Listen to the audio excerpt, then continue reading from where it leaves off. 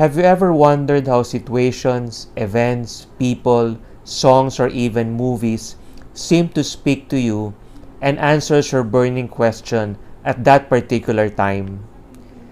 God speaks to us all the time, and we have to admit we do not always listen. To me and Rachel, through the years, we come to realize that God speaks to us all the time, and that the world had some success on distracting us. Today, we share one of the many ways Jesus persistently and lovingly pursues us through the saints and their words. Not by choice, like most of us, Saint John Paul II faced many real-life challenges. He was 20 years old when World War II began. I would often think how difficult it would have been to live during that time, wherein there is so much uncertainty.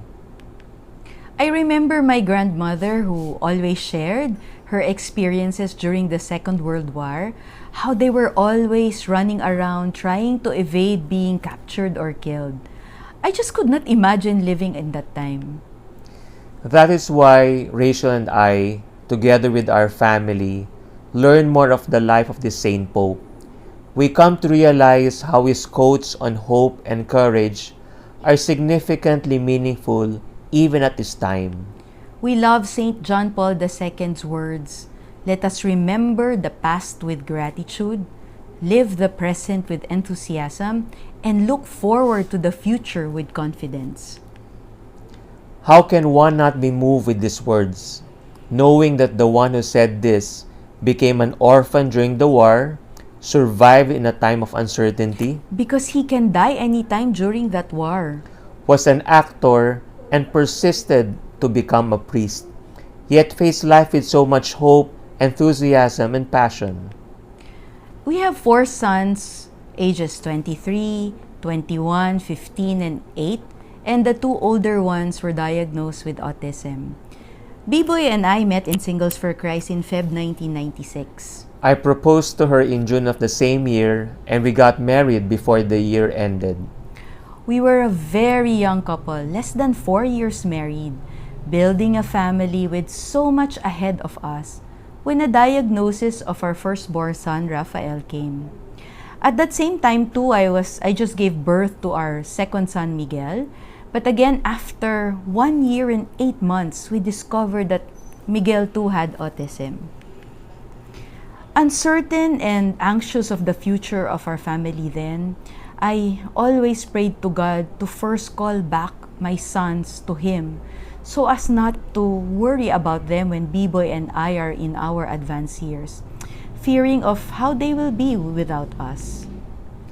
Today, that we already have 4 sons, we are grateful for whatever challenges are first to have hurdled. Miguel is now in senior high, learning things that we never thought he would. But the family with special needs members continue a journey quite different in many ways. Rafael may be able to express himself, but he still has limitations. His emotions can still overcome his thoughts, leaving Rachel and I at times with some bruises or blue and black marks. We do not know how the future would be for them, but again, the message of hope, courage, and faith of Jesus through our St. John Paul II inspire us and lead us to joy despite all these. There is no school for parenting, and as we become one, we rely on our past and present, hoping that the future of our children can be as beautiful as it can be, as Jesus promised. The secret of happiness is to live moment by moment and to thank God for all that He, in His goodness, sends us day after day. These are very beautiful and meaningful words of Saint Gianna Beretta Mola, a physician who advocated life, refused abortion and hysterectomy for herself, even if it meant losing her own life. Just like any family, we all have our own set of challenges. Some big, others small, but even the small ones, if they come one after the other or come together, can pose a challenge and put a strain on the family. However, one thing that we always remind each other is to be grateful and at the same time to be happy. We always count our blessings. When there are things that limit us, things we cannot do for some reason, Bboy reminds our family, especially our boys, reasons to be grateful. He always mentions people whom God sent to us, who have helped us and supported us in times of our needs. He tells our children to always pray for them and that if God allows them, to pay forward such blessings, but to also bless those who have blessed us. But it doesn't limit us there too. Moment by moment, we ask our children to spread a message of hope and happiness, especially to others whom we do not know. And Bboy doesn't only communicate these things in words, but even in his actions. I just noticed one day of how my sons would open the door for others in a mall, let women and elderly go first through doors or escalators, and help people we do not even know without our prompts. I realized that it was because it was modeled by Bboy. We just have to count the many blessings that comes our way every day. That would dwarf the many problems and difficulties. Everything shall pass, but the love of God will always see us through. This gratitude and joy of discovering Jesus' immense love must never be kept to ourselves. We realize that keeping it to ourselves was never our purpose. This love is meant to be shared to everyone. Pope St. Paul VI said that evangelizing is in fact the grace and vocation proper to the Church, her deepest identity. She exists in order to evangelize. And our family and you are all part of this church. Today, we continue to serve our church through Couples for Christ. We strive to fulfill our purpose through our mission work, serving in the Americas and other areas we are called through this community. But any work or even attempt of spreading Jesus' love and mercy will be challenged and tested by the evil one. I have seen this even in my younger years, as my parents too are missionaries for Couples for Christ. The lives of saints and these very powerful words from another Saint Pope keeps our focus, keeps us moving forward, even when we are challenged. I could still remember when Bboy called me to say that we were called to serve in the Middle East, to a country that I have never even heard of. Normally, we would talk about this and pray before giving it a final answer. But something at that moment was very different. He called not to seek prayers, but to just inform me. But looking back, I realized how grateful we are to have responded to that call. From then on, our prayers include having the courage to continue with our yes till we are called back to our true home. We believe that being created in God's image and likeness meant being a gift whenever and wherever we are called. And this is also true for our children as we bring them with us as much as possible when we do mission work. You know, they share our story, help in setting up our needs like laptops and even extension cords, and being our prayer warriors.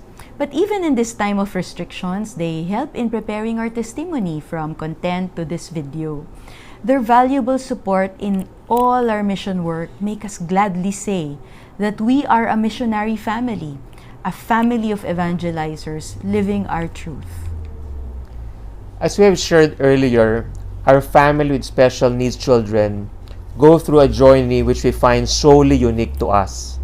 As we continue to serve each other in the family, share our lives to others with the prayer of blessing and inspiring them, we remember always the words of Saint Zélie and Louis Martin of how the happiness of family is the beauty that brings us closer to God, and that in our families it is necessary that the heroic becomes daily, and that the daily becomes heroic. You know, fights and arguments still happen in our family. But you know, I have 4 boys. In their stage of life, emotions can still overcome them. And when Raphael would get highly anxious, heroic acts from our other boys meant putting down everything, and I mean everything, to attend to him. For a moment, I felt how everyone and everything seemed to be centered on him, and now how I find it unfair at times. But then we realized that if this heroic and saintly love is what is needed to show Raphael we love him, then we continue to seek the mercy and love of Jesus to help us. The love we share in the family, saintly and heroic as we pray it to always be, would be the same love that will fuel us to be a gift to others. We say that one cannot give what one does not have. Our families are the best teachers of love and heroism that will lead us to saintly lives. As Saint Therese of Calcutta said, not all of us can do great things, but we can do small things with great love. The acts of love and heroism we show each other goes to everything we do as a family, and eventually to the greater family of Christ. We remind each other that we do this as we are all gifts. That is, we remind each other that we maintain to keep the house orderly so others can work and study comfortably, be mindful to keep quiet so someone can rest, and to share food no matter how little. These are just some of our small deeds accompanied with great love. I think I'd like to share how Bboy taught our children of sharing no matter what. He taught our family of how everything is a gift from God and must be cherished. At times, he would bring home, like, for example, 2 donuts. He has taught the children that these 2 donuts are to be shared by all of them. But even if there was only 1 burger that he brought home, it would still be shared among the 4 of them. Until we realized that one of them would give up his share, seeing the other one, usually the younger one, likes it. This act has been heroic for us and does not only translate to sharing of food, but even in sharing of chores and time. One seemed to save the other if he feels that the other has other things to do. These are just some of the Team Arguelles favorites. And as we discovered the lives of every saint, we intentionally and continuously ask ourselves how their example could help us to live a Jesus-centered life. The words of Jesus through their quotes remind us constantly of His love and mercy that we prayerfully, in turn, share to others. We encourage you to know the saints and discover ways Christ pursues you. Our past does not matter. Jesus desires that we start our saintly future today. Prayers for you and your family. May we always remember to put Jesus at the center of our lives. God bless all of you.